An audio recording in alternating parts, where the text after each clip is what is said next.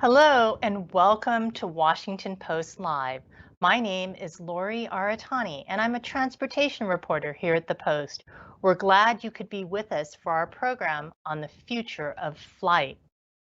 Today we'll be talking about sustainability and what airlines are doing to be greener. And with us we have Ben Minicucci, the new CEO of Alaska Air Group.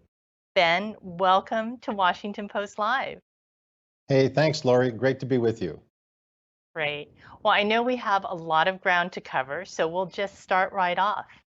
Sure. I know Alaska has set a very ambitious goal of getting to net zero emissions by 2040. So tell us a little bit about how you plan to get there.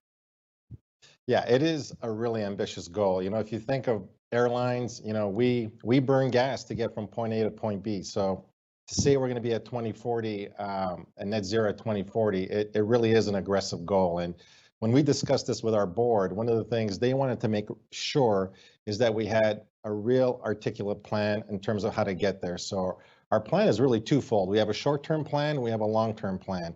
The long-term plan is 2040. It's a 5-point strategy. And the first one is about renewing our fleet. And we have a huge Boeing order for 120 MAX that are replacing our older Airbus airplanes. And those, as each one comes in, there's a 25% improvement by seat mile in terms of emissions. So a new fleet is the first strategy. Operational efficiency is a big one for us, a culture of efficiency. So this is everything, how you operate the airplane on the ground, using ground support equipment, taxiing from the gate to the runway using single engine taxi. And one of the cool things that we just implemented using artificial intelligence and machine learning is by partnering with a Silicon Valley company called Flyways, is how you actually plan the route of an airplane from one city to another. Think of it as Waze in the sky, and it's already helped us save track miles in the sky and reduce how much gas we burn, which reduces emissions. The third, which is a big one, is sustainable aviation fuels. This is probably the biggest enabler to get to 2040. There is a lot of work being done with the government on a SAF blenders tax benefit, and there's a lot being done with industry to increase the amount of sustainable aviation fuel. So this will be a huge one, something that we all have to work at because it'll have the largest impact. The one I'm excited about is innovative technology. Hybrid electric airplanes. This is something that's progressing at a rapid pace. It's starting with smaller airplanes, but you could see in 10, 15, 20 years that some regional airplanes could be powered by hybrid electric airplanes. So that's an exciting one to look at. And then the fifth piece of our strategy is carbon offsets. This is something we would use as a last resort, but there's some interesting technology on carbon offsets like carbon sequestration that we got to get smarter about. So that's the 5-point strategy. In the meantime, I talked about a short-term goal. In the next 5 years, we want to be the most fuel-efficient airline in the country. And we're getting all our employees involved. And one of the things we're doing is by, we have a bonus program that we give out every year based on goals that we set. And we have a carbon goal established for this year for all employees of Alaska Airlines. So 10% of our bonus is based on achieving carbon goals. So we're putting our money where our mouth is and making sure all 22,000 employees of Alaska Air Group are involved in being part of this strategy of being net zero by 2040. Oh, that's great.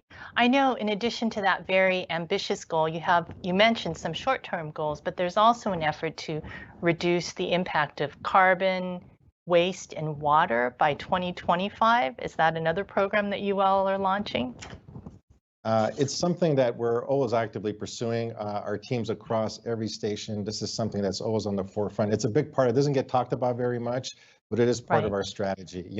One of the cool things we introduced is boxed water, which is it's something that just helps if you're on one of our flights, on our regional flights, or on first class or premium class. We issue boxed water, which again, it's another thing in the effort to help reduce waste out there. So we talk a lot about emissions, but there's so much more to it than just emissions.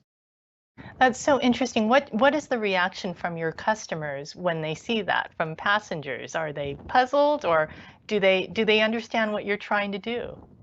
You know what? I think a lot of it is they say, "Wow, well, this is really cool," and I'm glad Alaska's doing it. So we get a lot of positive feedback, and then we kind of explain what we're trying to do. And our crews, our flight attendants are just wonderful because they explain. And I will tell you, our flight attendants, more than a decade ago, they're the ones who started the recycling on board. They were so passionate about it that they told us as management, hey, we got to start recycling on board. So they're very passionate about recycling. So anything we can do to reduce waste, they are all on board, and they're wonderful ambassadors, not only for the company, but in terms of reducing the environment, the impact on the environment. Oh, that's great. Well, that brings up the bottom line, right? So are sustainability and profitability possible in your industry? I know you operate on pretty thin margins. I think like when you talk about sustainable fuels right now, it's tough because the cost of sustainable fuels are double to two to three times the cost of jet fuel. So I think one of the ways you do it is by setting aspirational goals to say, look, we got to bring the cost of producing sustainable fuels down. We got to increase the production levels. So this is not something that's going to happen in a year or 2 years, but you can see in a decade and 15, 20 years that the cost of sustainable fuels could be at par with jet fuel. And this is when it makes sense. Right now, if we were going to go purely sustainable fuels, all our profits will be wiped out. So right now it's not possible, but setting that ambitious goal, and I think that's what industries do. They set ambitious goals. They get people to come together, smart minds to figure out how to get past these constraints that are out there, and get to a better place. What do you think it'll take to help bring down the price of sustainable airline fuels, aviation fuels? Yeah, I think there's a lot of energy behind this. Every time we talk to government officials, and there's the current government that's in place is really big on reducing our environmental impact. So we say, look, one of the ways you can help us is by helping along the sustainable fuels initiative. And this is a blender's tax that's being proposed. So a blender's tax to help offset the cost of producing sustainable fuels is one of the big initiatives that's out there. But I think educating people in positions of influence is going to be a key enabler in getting the cost of sustainable fuels down. Oh, great. You mentioned this in your opening, and I'm intrigued by this idea of electric aircraft. So can you talk a little bit about the potential that you see there and how far off you think those are? Well, I think for eVTOLs, like electric vertical takeoff and landing airplanes, I think that technology is here. That's for 2 or 3 passenger airplanes, and so I think that technology is here. The question is, does it make sense for an airline to have? What kind of airplanes would an airline have? And We need right now, our regional fleet consists of 76-seat airplanes. Today, that's not possible with the technology that's there because batteries are simply too heavy. But I think you'll see a progression of this technology for, a handful of seats and then maybe over 10 to 20 to 30 to 40 to 50 over the next 5, 10, 15, 20 years as the technology improves. And I think that's what you'll see. And then when it makes sense for regional aircraft, I think that'll be a big breakthrough. But you'll see it for smaller passenger airplanes. Now, when that exactly happens, I don't have a crystal ball, but I think that technology is evolving rapidly. And I'm an engineer. I geek out on stuff like this. We had a presentation last week. We brought in an expert, and just hearing them talk about hybrid electric technology, hydrogen technology. There's just a lot of smart minds out there working on this, and we just need a breakthrough in terms of the weight and the energy of batteries versus jet fuel. Well, great. You have Alaska, I know, has put together a lot of interesting partnerships, and I know you have one with a small company up your way, Microsoft. So can you talk a little bit about what you're doing with employees who travel for business? Yeah, Microsoft they're just a great company right in our backyard. So when Microsoft employees travel from the Pacific Northwest to California, where we have such a big network up and down the coast that they're offsetting their travel with sustainable fuels. So that's a partnership that I think could be a model where companies can help offset the carbon impact. So Microsoft is a leader in this. They've stepped up, and we partner with them. And I think their employees are really inspired by this initiative, and we're excited to be part of it. Great. And I know one of the keys, right, is getting, and as an engineer, right, is getting these ideas out of the lab and into the real world. I understand Right. you've also got another partnership with Boeing to try and test out some of these ideas that may help with sustainability, help you be greener. Can you talk Yeah. about that? Yeah, it's called the Eco Demonstrator. It's one of our deliveries that is going to come next year. So it's one that we volunteered as one of our deliveries. So they got a multitude of technologies they're testing on the airplane just to help, again, improve the efficiency of the airplane, increase the fuel efficiency of the airplane, reduce noise, just a whole host of different technologies that they're implementing, different materials on the airplane. So again, we're fortunate here in the Pacific Northwest. We have these wonderful companies like Boeing and Microsoft and Amazon and Starbucks that we work with to take these ideas and actually try and put them into practice. So that partnership is wonderful with Boeing. We have a long-standing partnership. We're going to an all Boeing fleet, so that it just makes it more exciting. And I understand there was, sometimes there are big ideas, but sometimes there are little tweaks that you can make on airplanes that make a difference. I read about winglets on Oh your yeah, Boeing 737s. Can you tell us a yeah. little bit about how that works or what difference that's made? Oh yeah. So when I came to Alaska 17 years ago, we had no winglets on airplanes, and so these were the 737 NG airplanes, and when the design was proposed and putting winglets on those airplanes, there was going to be a 3 to 4% efficiency just by putting a single winglet on the airplane. So as time went on, again, more wind tunnel testing. I think we're on our third iteration of winglets. So on the MAX, there's a new winglet that really improves, and what it does is improves the aerodynamics, the vortices that get shed off I don't want to get complicated, but it's the vortices that get shed off the wing. It helps improve the airflow, the laminar flow over the wing, and so that's had a huge impact on fuel efficiency, and I actually think the airplane is cooler with winglets than without winglets. Just it And just looks better. for our audience, I know we're geeking out a little bit, so you've met a Yeah. fellow geek here, but for our viewers, can you tell them, I guess, explain what a winglet is and sort of where it goes on the wing? Yeah, so as you're looking out, if you're looking out the window, right at the tip of the wing, you'll see something that comes up on the wing and something that comes below the wing. So that's why it's a winglet right at the end. And that's just what helps the aerodynamics of the airplane as the air flows up and over the wing and under the wing, and how smooth the air flows over the wing to reduce turbulence you just waste less gas. It's kind of like your car. If you think about it, if you look at sports cars, it's kind of the same type of thing when they put fairings on the car just to improve the aerodynamic drag. Oh, that's great. Maybe I can get some of those for my minivan. I don't know. I'll Oh have yeah. to see. Oh yeah. Yeah, you could do a lot with a minivan, Lori. Well, great. Well, I know we've talked a lot about what airlines and what Alaska is doing to be greener. Are there things that passengers can do if they're concerned and they want to help reduce their carbon footprint?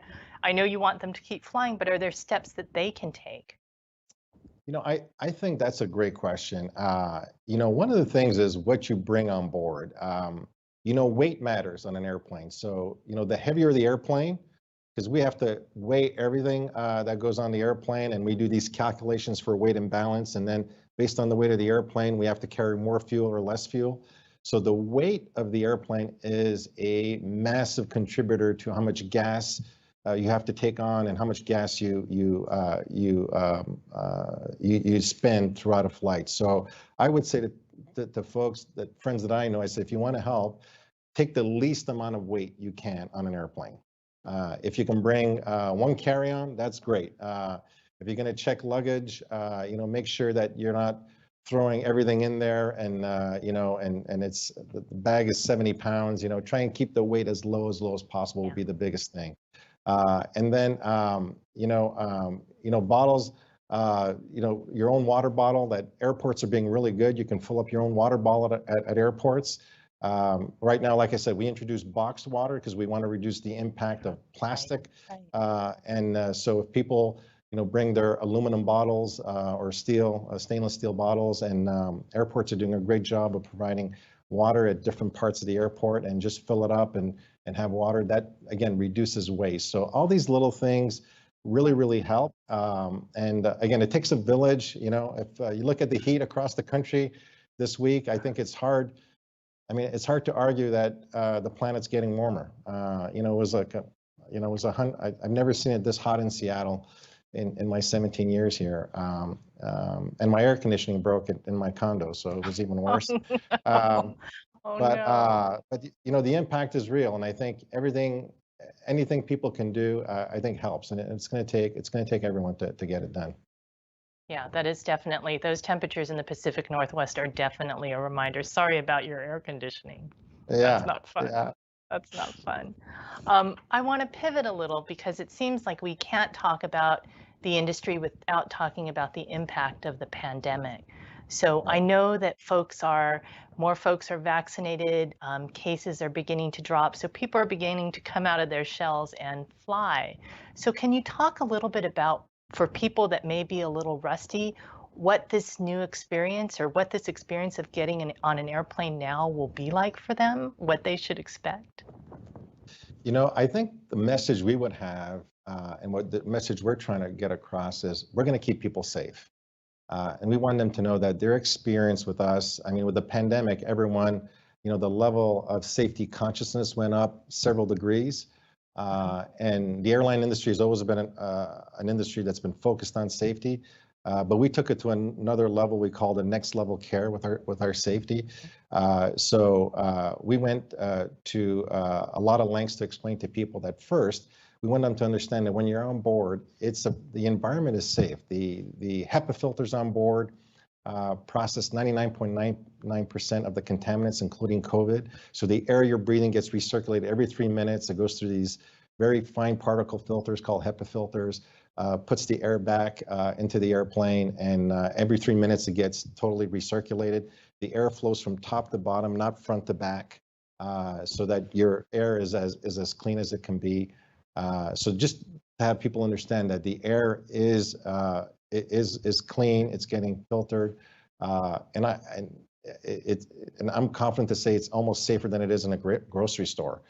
So the air on board is good. The masks are still in place, at least until sometime mid-September. That's another level of safety that's put on board. So that's one thing they would see when they come on board. And then some of the things we did is, we wanted to keep, our special Alaska service on board. So, when you put all these elements like masks and safety protocols in place, it takes a little away from the product and the service. So we thought that, how do we take this and create an advantage out of what's happened? And so we put a lot of time in touchless innovation. So what they'll see when they come to the airport, they can use their phone, print a boarding pass, print baggage tags without even touching a kiosk. So we call it touchless. You can do all these functions touchless. And my favorite, because I flew to DC and New York in the last few weeks, and I used it myself, is, we have our famous fruit and cheese plate that people love. Yes. And yeah, it's famous with our Beecher's cheese here in Seattle. Yeah. And now you could pre-order it. So we pushed that really quick. We say, look, before you had to have that interaction with the flight attendant and people didn't want people in the aisle. So we said, hey, let's make it quick. You can pre-order it. Store your credit card on file. No credit cards come out. Just pre-order it with your cheese plate and your glass of wine. The flight attendant knows it. The caterer knows it. Everything is loaded on the airplane. So as soon as you're in and you're sitting down and we hit 20, 30,000 feet, the plate and the glass of wine comes right to you, and with a warm smile, even though in the mask you can't see it, with our kind, caring service. But so those are the things we try to do. Is you try and take advantage of a tough situation. Got it. I know one of the sort of unfortunate restarts of travel, at least on the domestic side, has been an uptick in what the FAA calls unruly passengers. Yeah. Do you have any thoughts on what's going on, or what's gotten into people? Yeah, well, first, let's be honest. Who wants to wear a mask for 6 or 7, 8 hours on a flight? That's like, we'll start there, and I totally understand it. The but on that is that it's federal law. It's a law that's mandated, and airlines have no choice but to enforce compliance to that law. What I will say is we saw this as an issue even before, just at the start of the pandemic, when we actually mandated masks.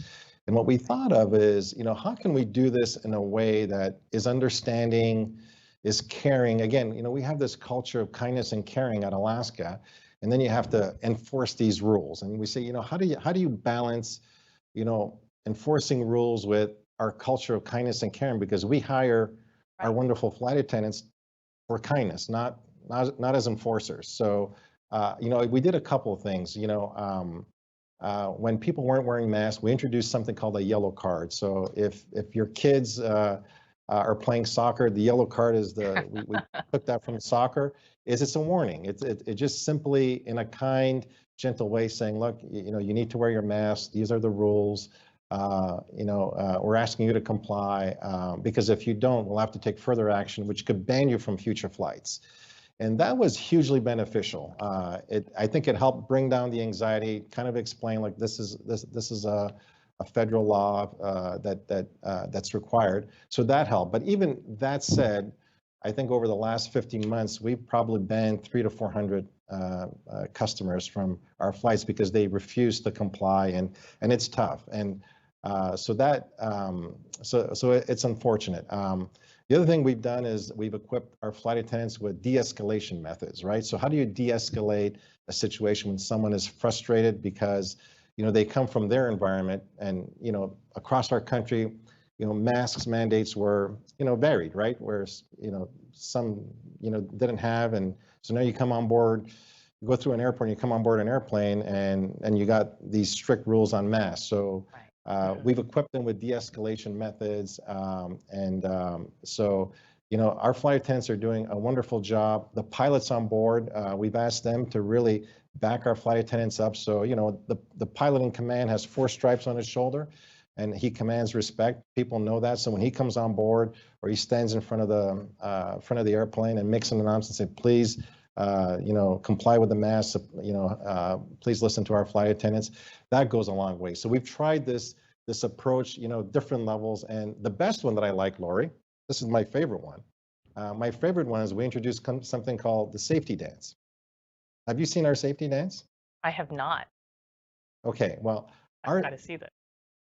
being a teenager of the 80s, so Men at Work, the safety dance from the Men at Work. I don't know if you remember the song. Well, we decided to communicate a safety message in a fun way. I hope you look it up. It's called the Safety Dance. It's using the Men at Work music, and we've changed the lyrics on it. But it was a fun way to communicate to our guests through social and through other channels. That you're required to wear a mask, and again, all these things I said, if you don't, you'll get a yellow card, or all sorts of stuff, and you're helping others. So it was a fun way to communicate a safety message. So those are the things that we've tried to do. It's like I said, the September 13th deadline is it's around the corner. It's 2 and a bit months away, and hopefully it gets lifted and we can go back to more normalcy. Oh, great.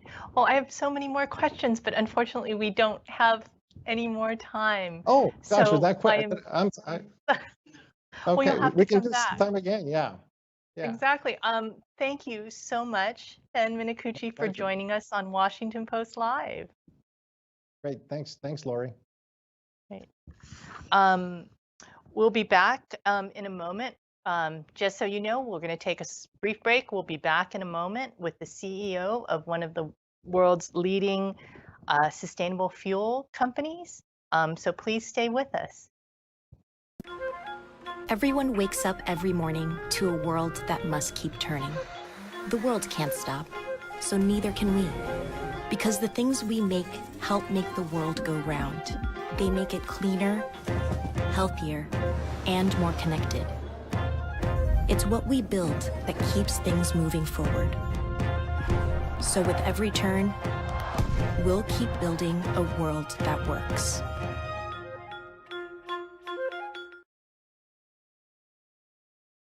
Hello, I'm Jean Meserve. Amidst the uptick in air travel, there is one sobering note. Aviation accounts for about 2% of global emissions of carbon dioxide. And unless something changes, it's projected that could go up to 10% by 2050. The industry is responding with new technologies and other innovations. Here to discuss that is the CEO and president of GE Aviation, John Slattery. Mr. Slattery, great to have you with us here today. Hi, Jean. Great to be with you. So what is GE doing to try and meet decarbonization targets? Well, if we just frame it up for a moment, GE and our joint venture partners, Safran, between us, we power about 2/3 of the world's commercial flights today. So anything we do is going to have a meaningful impact on the operations of commercial flight around the world. At GE, we've just completed our renewal of our fleet. The LEAP engine, the GEnx, which is on the 787 and the 747-8, and of course the GE9X, which will enter into service towards the end of 2023. That movement, that evolution of our fleet is not enough, Gene. We need to do more to achieve the industry's carbon emission targets by 2050 of halving our carbon emissions.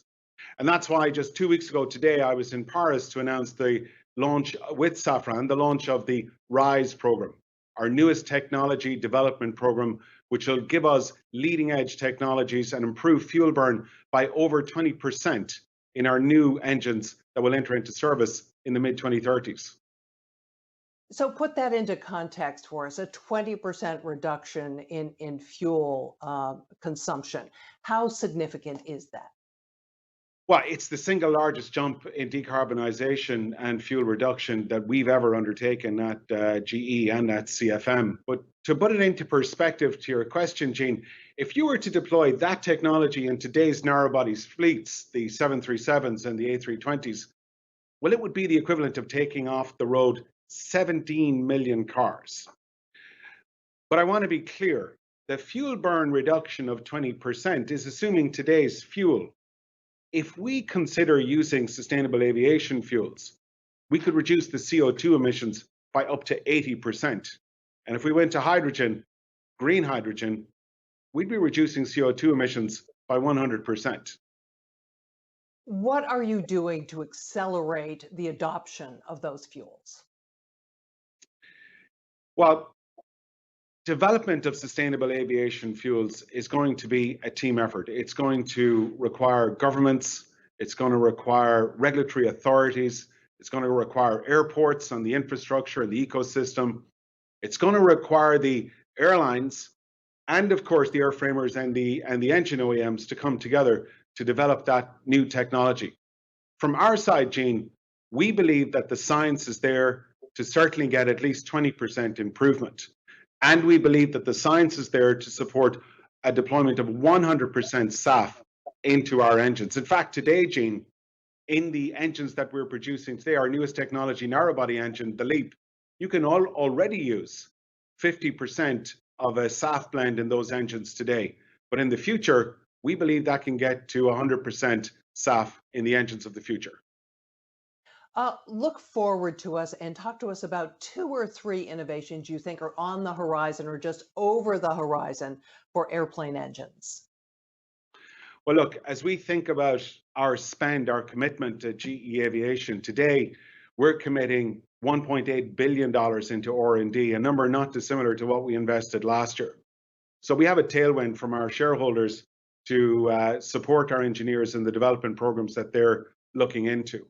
And those programs, well, the open fan technology, that propulsive technology from the open fan, that's singularly going to make a massive difference in that target of at least 20%.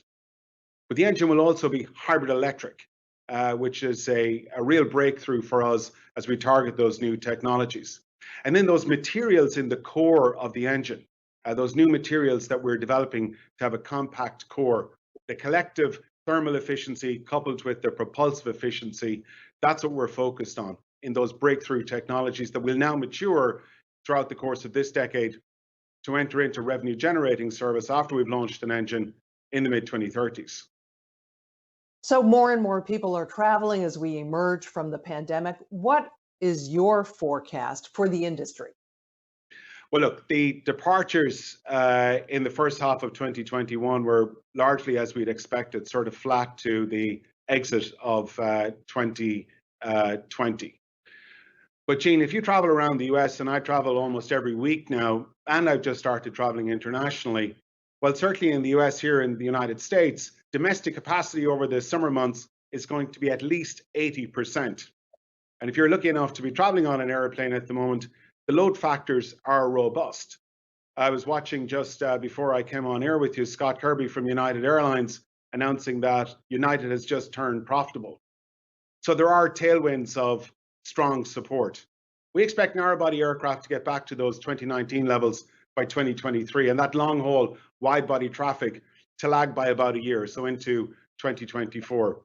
So we have tailwinds, Gene. The market is returning, and GE Aviation is planning for that ramp to support our services customers and also support Boeing and Airbus as they ramp up production. John Slattery, President and CEO of GE Aviation. Thanks a lot for joining us. Thank you. And now back to the Washington Post.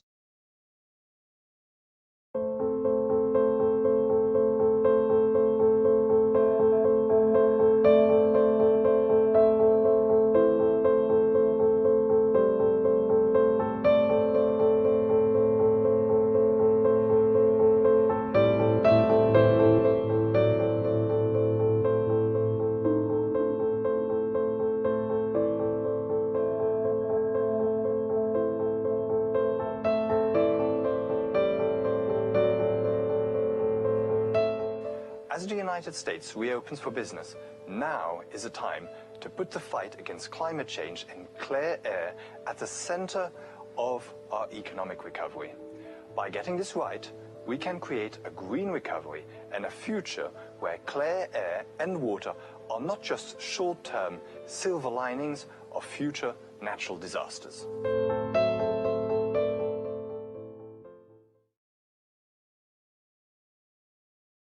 Hello and welcome back. For those of you just joining us, my name is Lori Aratani. I'm a transportation reporter here at the Washington Post. We're glad to have as our next guest, Jeremy Baines, president of one of the top renewable fuel companies in the world, Neste USA, US. Jeremy, Welcome to Washington Post Live. Hello, Laurie. Thank you for having me on the show. Well, great.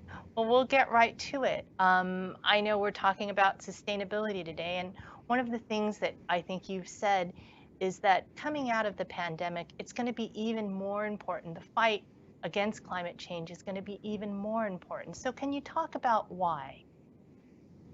Well, Laurie, I think we are all desperate to get back to the skies, to meet families, to travel for work, to meet our customers and clients. And after a whole year of being at home or restricted from moving because of COVID, we just want to think about how are we going to travel in the future? Don't we want to travel more sustainably? And I think that's what Neste is here to help our customers with. The customers and the flying public is how can we make flying more sustainable, which is really what we are hearing again and again that people want to do. Right. And that's an excellent point. And we know that air travel, people miss air travel. They want to get back on planes. They want to connect with their friends and family. But air travel is also a huge source of carbon emissions. I believe commercial air travel accounts for almost 4% of total US greenhouse gas emissions. So can you talk to us about the consequences if airlines don't start to take action, say in 10 years, in 20 years?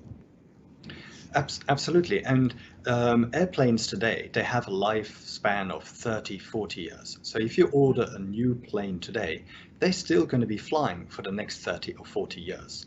And I think we need to tackle the root cause.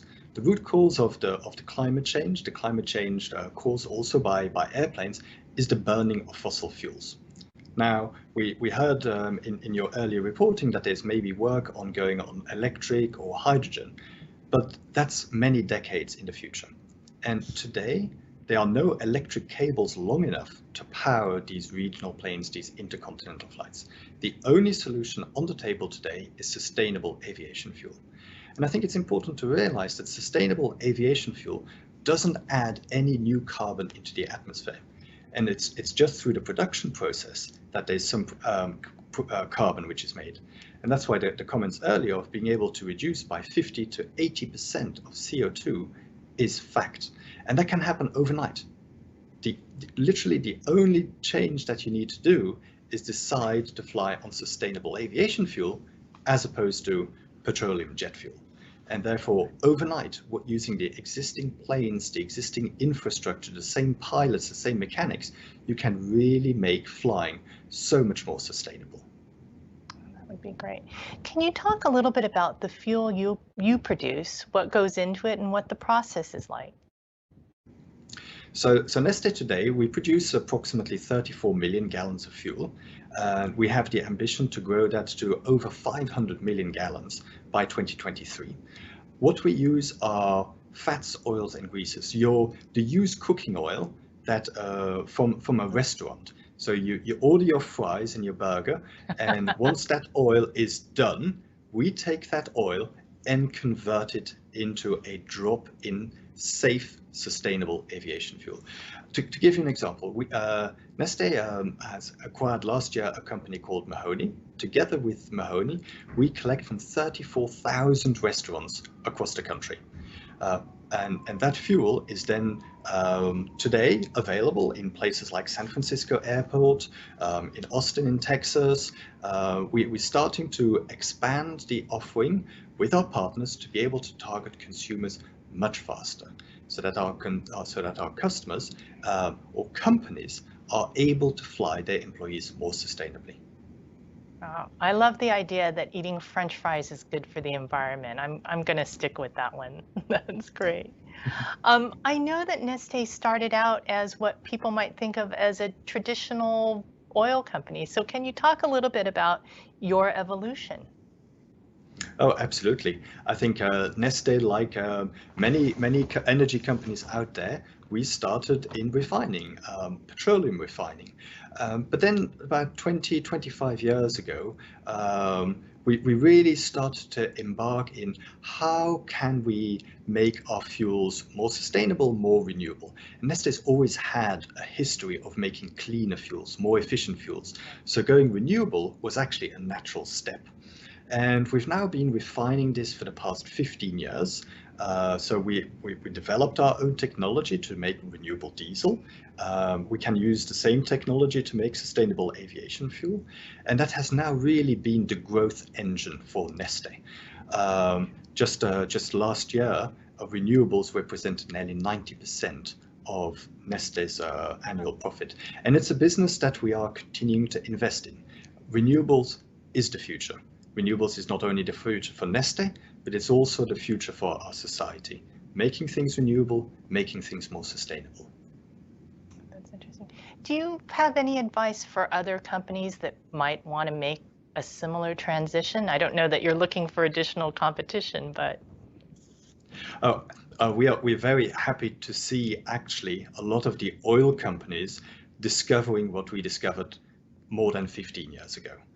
So we see here in the United States, many of the traditional oil companies moving into the renewable space. We've seen the announcements of Phillips 66, of Marathon, of Valero, BP. So there are many companies that are now entering that space.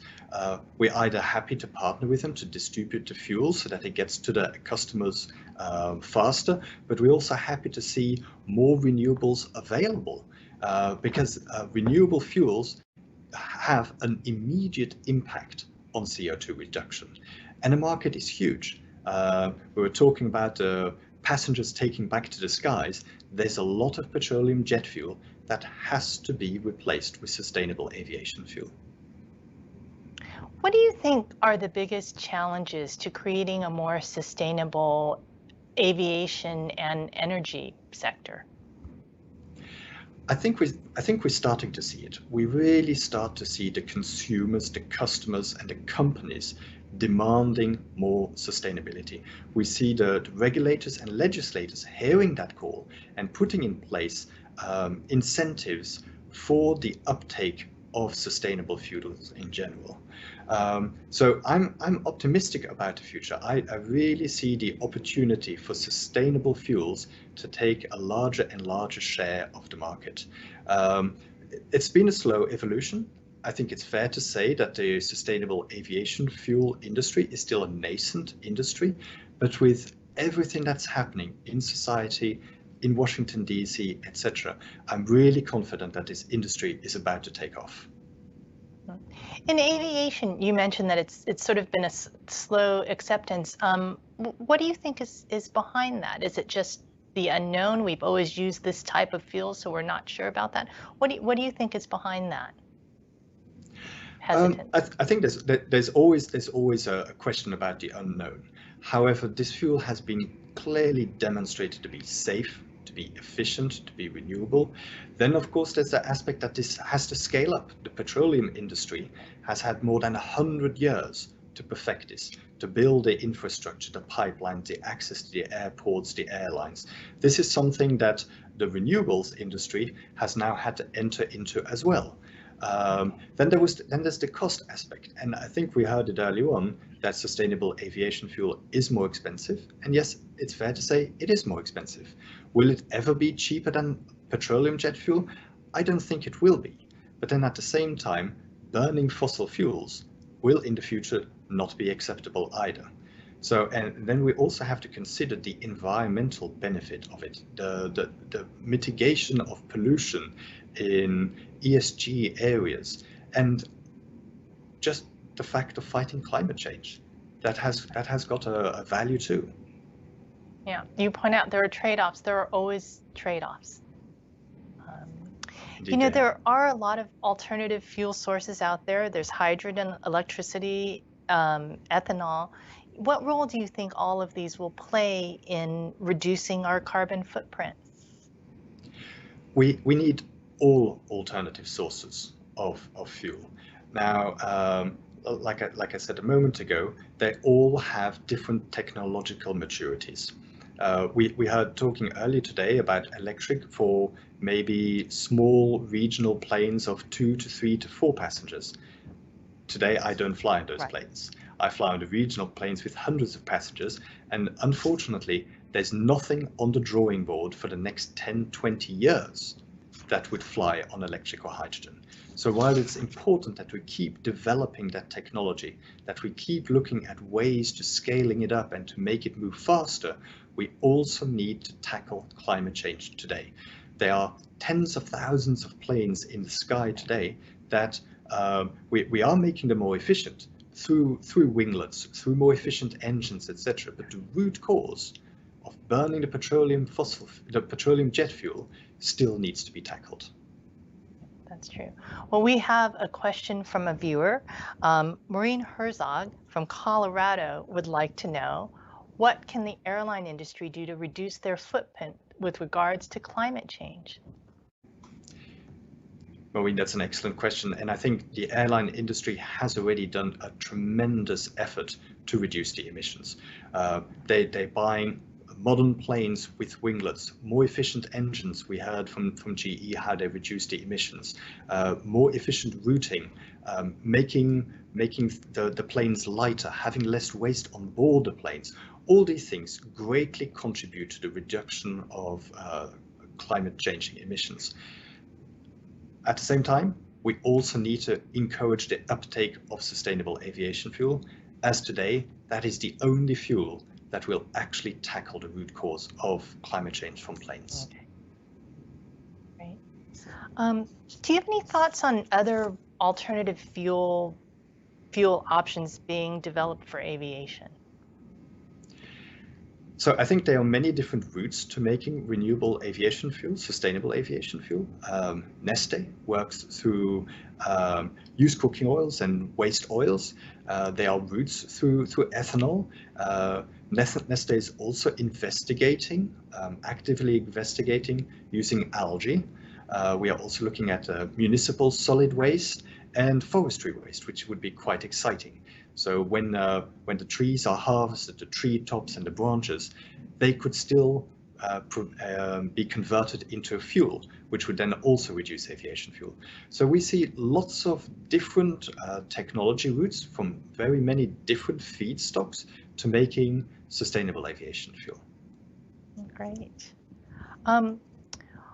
Can you talk about, we talk a lot about how sustainable aviation fuel is good for the environment. Can you quantify for our viewers what difference using fuel produced by Neste makes on the environment or in the environment? So in terms of greenhouse gas emissions, especially CO2, right. Burning SAF in a jet engine does not add any CO2 to the atmosphere, because the CO2 in the fuel was present in the used cooking oil, was present in the vegetable oils or the animal fats that we use. So burning the fuel doesn't add any CO2. So from that point of view, it is actually net zero. Where the pollution comes from today is in the manufacture of the fuel and the transportation of the fuel. That's why Neste is committed to going to carbon neutral production by 2035. So that removes already the whole production side of the CO2 footprint. And as we work then with our partners to make the transportation of the used cooking oils or the waste to our refinery, and then from the refinery, the finished sustainable aviation fuel to the airport more efficient, we reduce that as well. So the aim is that eventually we are able to provide a fuel to our customers that has net zero emissions. So these are real possibilities in the decades to come. Sustainable aviation fuel also has less particulate matter, produces less carbon black in the atmosphere, which has been associated to the seeding of clouds. So apart from just the CO2 impact, there's also the impact on the other pollutants that are created in the atmosphere and very often in the communities near the airports from which the planes take off and land. You bring up such a good point, which is I think we tend to think that maybe there's just one solution, but really it's the system, right? It's not just producing the fuel that is sustainable, but being able to distribute it in a sustainable way. That's so interesting. Absolutely. Absolutely. It's the whole life cycle analysis from the moment you get the raw material to it's being produced into a fuel, goes into the plane and then is combusted. So you need to really add up all the carbon in the whole chain And when Neste does that, we are able to demonstrate that we've reduced the emissions by up to 80% compared to just combusting petroleum jet fuel. Oh, great. Well, this has been such an interesting conversation, but unfortunately we're out of time. So thank you very much, Jeremy Baines, for joining us here on Washington Post Live. My pleasure. It was enjoyable joining you. Thank you, Laurie. Great. And I want to remind our viewers that we have a great program tomorrow. My colleague, Robin Gavon, will be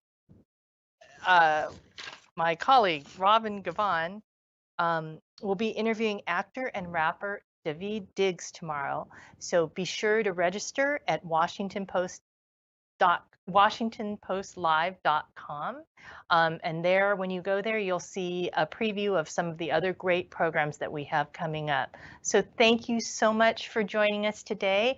And please come back and watch Washington Post Live again. Thank you.